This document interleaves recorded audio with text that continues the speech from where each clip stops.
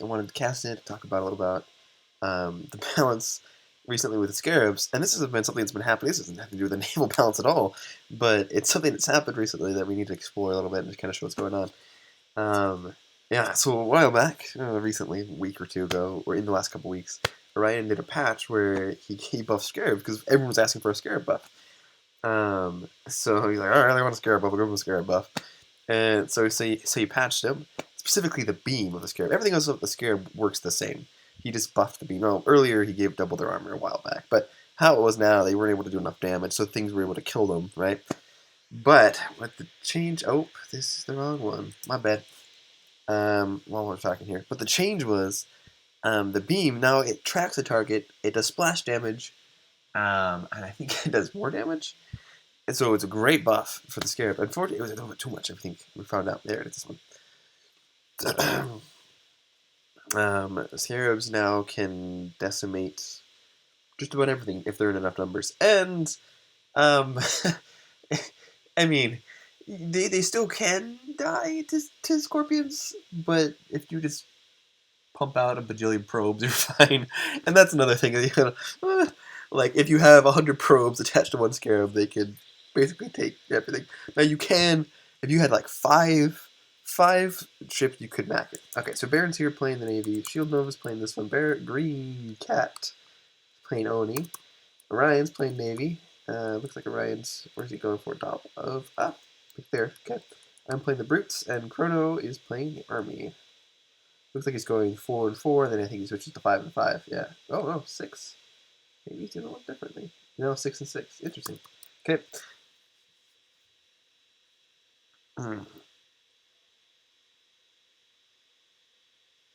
So here's the opening here. You're pretty stereotypical. I threw in a couple grunts here for scouting, and then I realized, may not be a bad idea because they're so cheap. They produce so quickly. To have those for your sniper battle. I mean, people don't like Marines. Why don't just do it with grunts? Might work out. All right. Looks like we got his production set up here. So here's that fight. He came up. He opened up with 4 of these. So really, if someone opens with Mac, the rush will get it. If someone opens with Macro, there you go. The rush will get it. So if someone starts pulling barracks and someone else just rushes units up here, they'll win it because they'll get more units here before the other ones. So, and you can afford to start producing units before having all your production set up. But as it was, I was not planning on trying to win that fight too much. So I pulled back because I was planning on just making scarabs. Let's take a look here at the naval thing. So Ryan, we're also trying to figure out the patch. So when we make a change, when a change is made, all the players are trying to figure out what works in this change. What works? What can I do? We figure out sometimes exploits pretty quickly. Like, okay, for example, this, the battle rifles or whatever in the while back. It's like, okay, that's definitely exploitable. What can we do about that? What are our options? And so out of that emerges either a new meta and we carry on our way, or we keep running into the wall and we're like, yeah, this is just something we can't deal with. We got to make a change. So, yeah. We'll see. Poor Ryan, he's not paid for this. He developed all of this in the last 2 years just on his own. And so it's really exceptional. One, to his talent that he's able to do this. That is something exceptional. And two, to his to his nature to even put up with this as long. All right, so right here, normally this is where you fall. Now, granted, 5,000 resources have been spent right here. Oh, how did he come? And then scares pop out. So.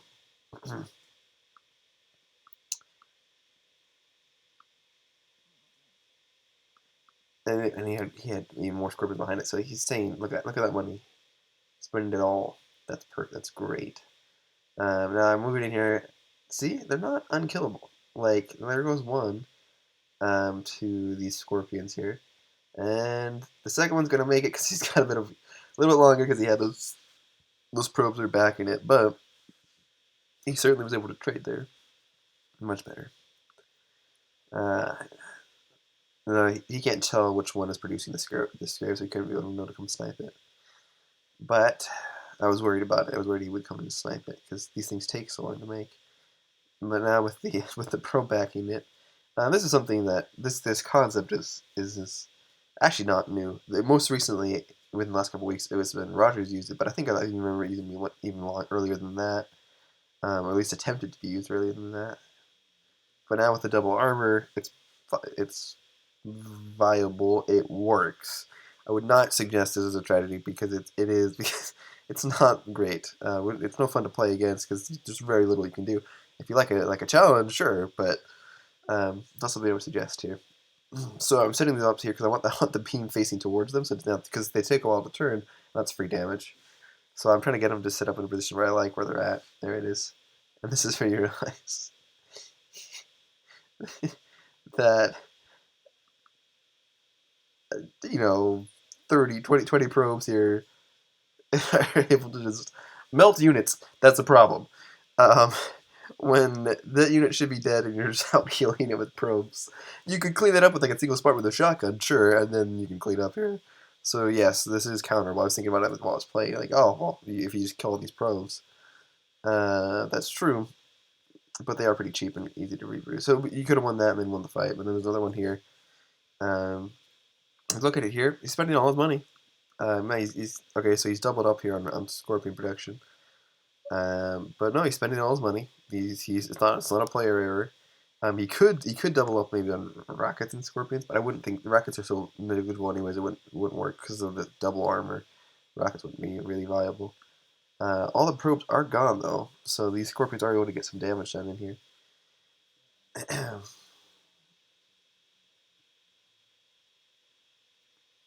Here's another wave of that can take us. That can take one. So Bruce chooses to pull back here. Otherwise, that was me. That was my choice. But I was thinking I don't want to. I don't know if I saw him coming or not, but I didn't want to deal with it. So I saw I was low and I wanted to pull out.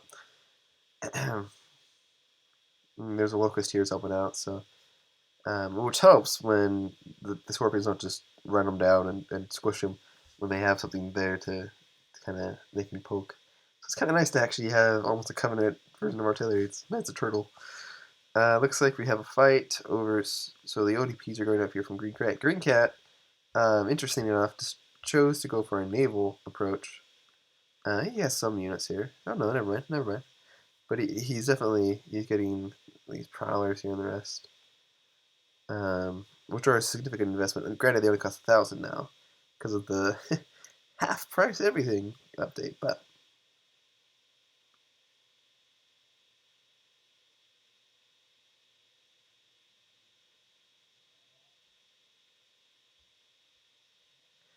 all right, now you think eventually you'll come to a point where there's just enough scorpions and they can just plow through these things without an issue.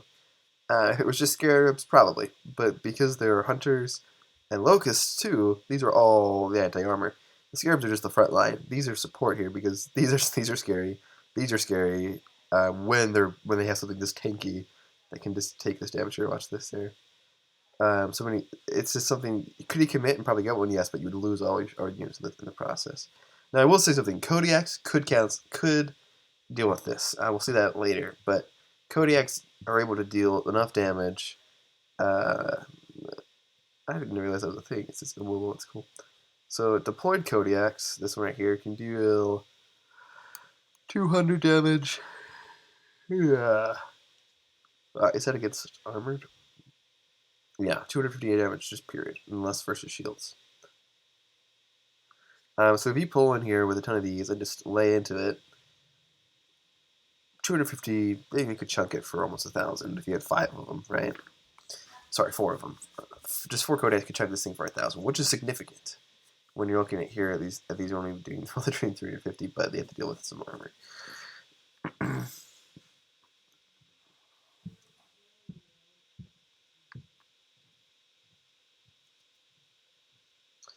So you're on the back foot, producing more locusts, more scorpions.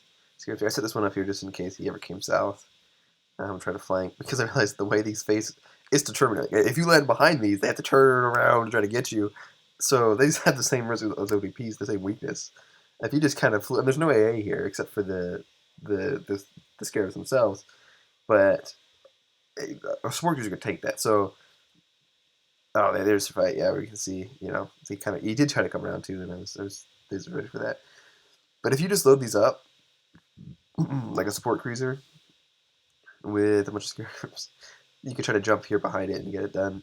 However, um, locusts and hunters, they're there to support. So that's why I wouldn't be. If you start dropping them off, these are going to start laying into them. So it's not only a matter of dodging the beam. You have to dodge the beam and deal with the other units here. When there's not something you can do about it, that's when it's too strong. Sure. There's just great play, but this isn't a case of just great play. This is a case of a mechanic being too strong. Oh, nice. He chased him down. Did he get him? Why isn't he getting him?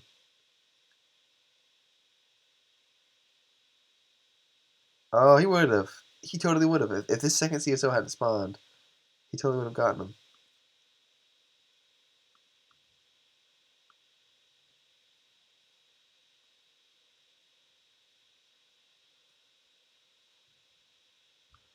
I thought right there they were talking about. Oh, let me show this real quick. Um, that was a great approach. I mentioned that too. Let's pause that and speed it up real quick. Put it down. Okay, so support cruisers, they're cheap now. You can get them for 500. So this isn't a huge investment. It is significant, but it's not like 1,000 cost before. There you go. So with 4 support cruisers, he almost killed it. One more support cruiser, you could have killed it. One shot it. And there's not a lot of A here I can do about it. Granted, he's able to heal it right away. It's funny how that time, because I saw the chat what happened from because this is always focused on this battle. Now here he's trying to pick off the ground units here, and he pulls out here and saves them all. So I would say that's actually viable as a means of countering. If you throw out a fifth support cruiser, you would be able to spend the. Granted, that is a lot of money you're dealing with, because if you spend the 250, so it's what 1,200 per killing per scorpion, which you are trading well in the max shot. However, you have to think about the cost of it. So essentially, for the cost of a single scarab, sorry, you can kill one scarab, and then it gets increases from there. Because since these are so cheap right now, since the 500, and then the value increases from there for each additional scarab you kill. So this actually works if your navy doesn't get killed. They can just sit here and just smack these things to death. I saw these Kodiaks here, and I didn't really want to deal with it, so I was just like, yep, boop, drop on them there. I'm trying to pick these off here. Didn't do it though. Didn't kill them. I was trying to tell them to jump in here, and they were trying to move down, and then it didn't work out. But notice here, it's starting to heal, went from orange to yellow, and that's green. So I'm picking up all the probes there. This is another mechanic that needs to be fixed or addressed. I'm not sure how to fix it, but I'll think about it. There we go. Yep. Now the glass is coming in here, and that's definitely helping them out. Helping out here for this fight. The ability to take care of all that over support, everything else has been great. I see. Chrono knows that all he has is this. I didn't. I hadn't scanned it. I didn't check, so I assumed that there might have been a whole bunch of Kodiaks and other things there that I didn't want to deal with. So I'm pulling out here with this. Oh, get in. Oh, close one. Ooh. There you go.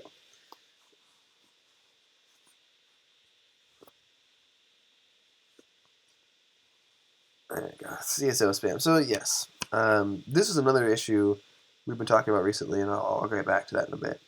Looks like Chrono's here, setting up, trying to get some more. I'm happy to sit here non-aggressively. I get a popping noise.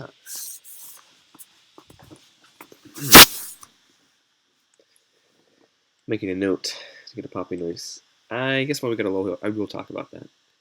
So that we've mentioned it in the Discord, but hang on, I see that attack. Okay, note taken. No, actually, we won't say that. There you go. That's one down. And then there's two. When I saw that happening, I'm like, that's great. They do follow you. The beams. There's 2 down. And now there's 3. So that would matter. Moving, because it says that they can move and shoot. That would be a great advantage to be using. if the beams didn't track them. All right. I looked at the units last tab. There's an advantage for the brutes player here, about 10,000, 13,000. However, and that is significant, but 10,000 is 5 scarab. I love it, something we use. Scarab math, scarab currency. We value things like scarab. See, so I could have just kind of wandered in here. I didn't know, and I wanted to take this outpost, so I'm trying to do that. There's going to be some dead probes there in a second. Oh, especially if they just sit there. But I got a DDS out. I was getting it so I could try to get mobile here, and the idea behind that DDS was to try to start picking off these Kodiak lines, because I was like, Kodiaks actually could kill this.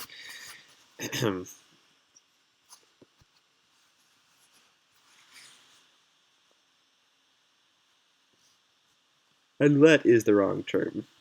Yeah, Orion points it out. I didn't think about it at the time, but he is correct. Like, there was no consent. He just it was hot consensual. He just died. So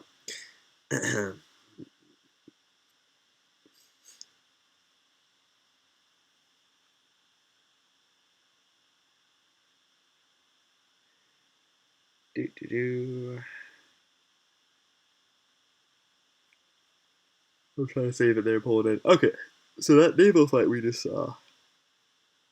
Right now, I'll just talk about this. I'm just setting up here, trying to macro up a little bit, see what I can get here. But that naval fight there,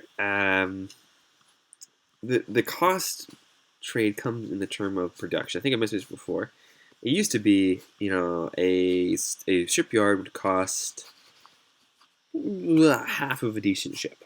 You would give up like a frigate and a half to build a shipyard. So shipyards were, while they did cost money and it was annoying if you lost them, it was more or less a non-issue to be concerned about. Oh, I like this AA here. That's a good touch.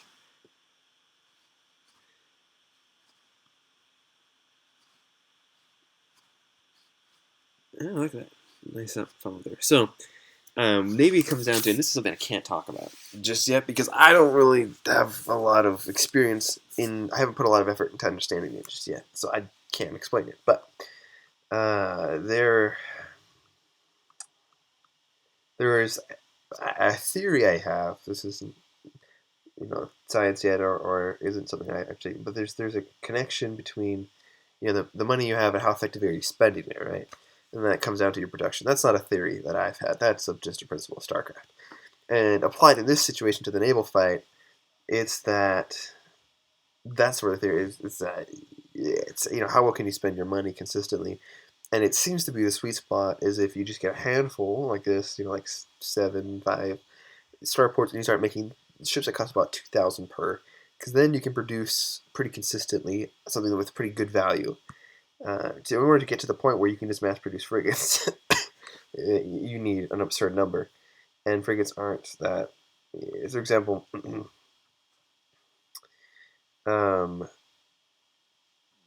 you can produce. So, sorry, I was going to look at the income.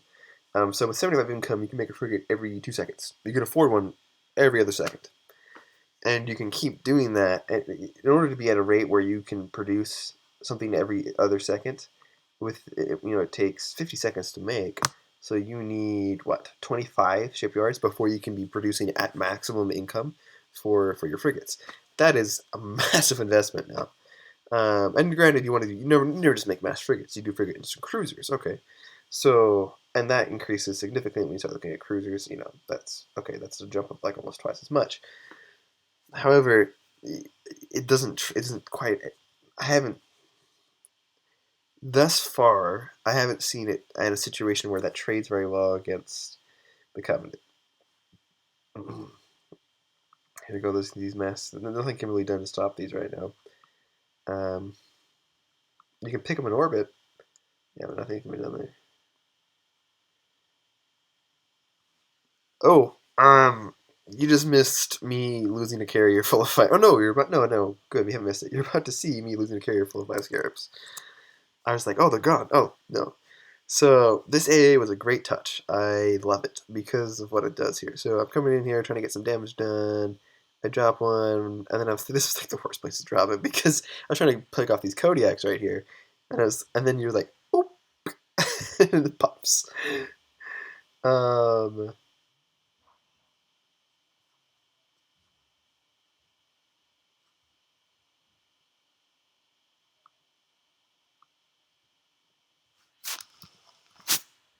it is not easy being a game dev. Uh, to one, even make something that's this fun to play, and then to balance it, and then you have to keep changing it because people want changes. They want to say, well, why do I want to keep playing this? So he makes a change because that's fun. When you have to figure out a new patch, that's why I think StarCraft's still so relevant. Not that Brood War isn't, um, but it's exciting to say, okay, let's go figure out how this new patch works. Let's go figure out what works, what doesn't, what strengths, what strategy we can create out of these new things. That's why Magic is so exciting because they release these new card packs, and it's like, oh, what new builds can I make? What new strategies can I make? It's kind of the same idea. The updates are keep us engaged, and so there's a there's a serious tie to that, draw to that kind of thing. And so when you make changes like this, things like this happen. This is just the latest in the new one. Ryan had gotten the game to a point where he's pretty happy with it. He's like, yeah, this is a point where I feel like it's balanced. And then you realize you need to throw something in the wall, see what sticks. Well, he decided to. He decided to give it to try something else new out. So he did. Right there, I threw those hunters down there with the intent of. I just kind of tacked in there, trying to. But there was in the back of my mind the hope that they would take the shot so those locusts could pick off a few more in that trade, instead of just massing nothing but hunters to get killed. When they're just slow hunters like that, they can take the entire round, entire volley of shots there, which is pretty fun. Anyways, yeah. So patches and changes. Now, if we switch over to Chrono, you can't see up there. These are going to move over here in a second. Start picking them. There you are. That's a struggle. Can't really do a lot about that. So,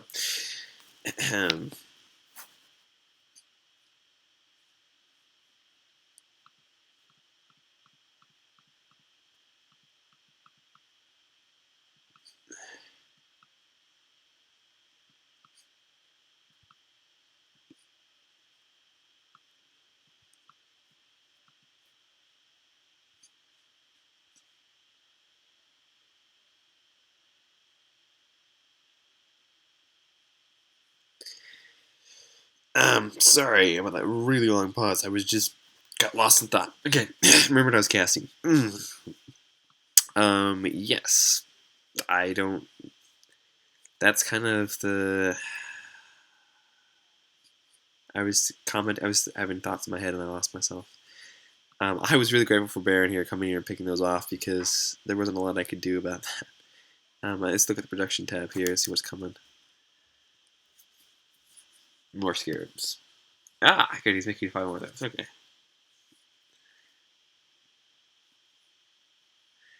And that was a brilliant. This is a brilliant move here out of Baron. He's like, okay, so I'm going to be here so you can tank. I'm going to take those shots so you can make sure you can do a drop. Great judgment. He watched that last fight. He knew what was going on.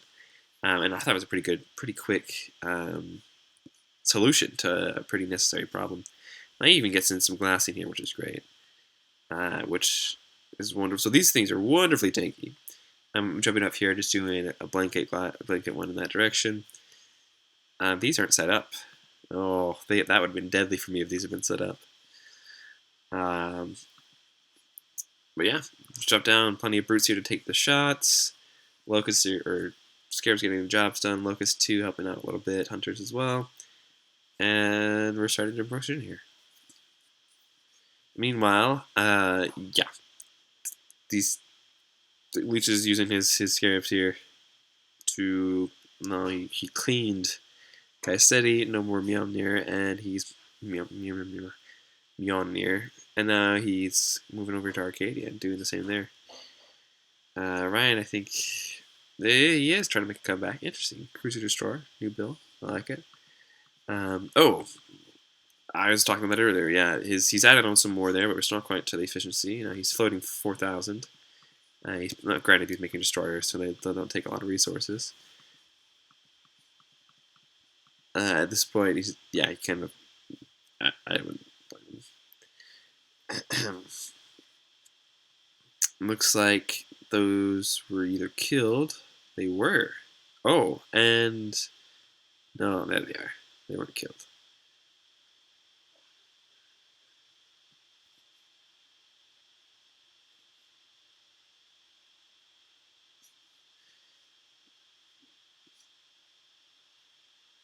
All right. Looks like he's coming over here with it. This is something that's in the UNSC's favor in this ground fight. They can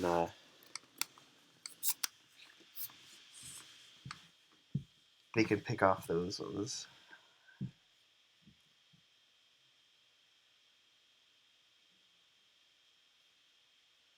It's not.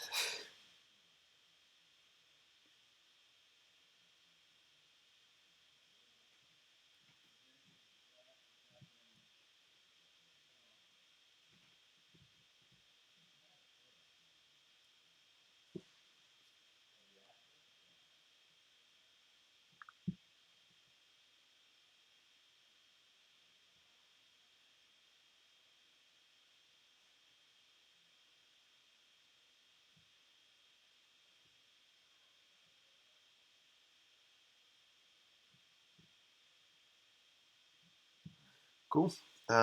Sorry, my brain keeps freezing. That's game there. And finally, that good old 30-minute harvestman. Finally, it took forever. Credit there. Ferocious fight there out of Proto. And he did a great job. Um, but taking out the DDS, that was the next move, and he could do it. If you could take out the DDS, you kill everything I had there, and then switch out into ground one. That'll kind of move there. Um, just because something's been declared to be, unbreathable and broken, that's the kind of innovation that finds a way to win when no one ever else has just called something broken. Um, if he, I think if he did a 5 Mac, a five Mac would have been able to pick these off, and these were that you come with 5 Mac that move into Scorpions or whatever it might have been. So the 5 Mac, the quintuple tap, right? That's one option currently in the patch you have. It's the quintuple Mac. um, getting either units surrounding these, like Scorpions or Spartans on this round, or behind it, so I have to try to chase it around. I want to see someone with like rockets just as chasing this around. You see my finger. You can't see my finger. Chasing it as it turns around slowly, and then they're behind it the whole time, trying to. That would be kind of fun. But yeah, that's the current patch there. My suggestions are. Sorry, that's what I was talking about, so I don't want to stare at the screen when I get dead. My suggestions are, besides pursuing an nerf where you remove that if you're still going to keep playing here, um, doing the drop behind them, the quintuple Mac, which again that is an investment, but if they're committed to heavy scarabs, that is going to be an investment that you start getting value from. And yes, that's that one on that one. I hope you guys enjoyed it. I look forward to seeing what you think we can do about this and other feedback. And we'll see you guys around. Bye. Oh, one other thing. I'm not. Oh yeah. I did do this in. I have them as Oni. I did the best I could with an Oni one. I'll cast that one too in a bit. Where I tried to counter it as Oni, because if you think it's just make tons of rockets, that doesn't work. And I'll show you what happens there.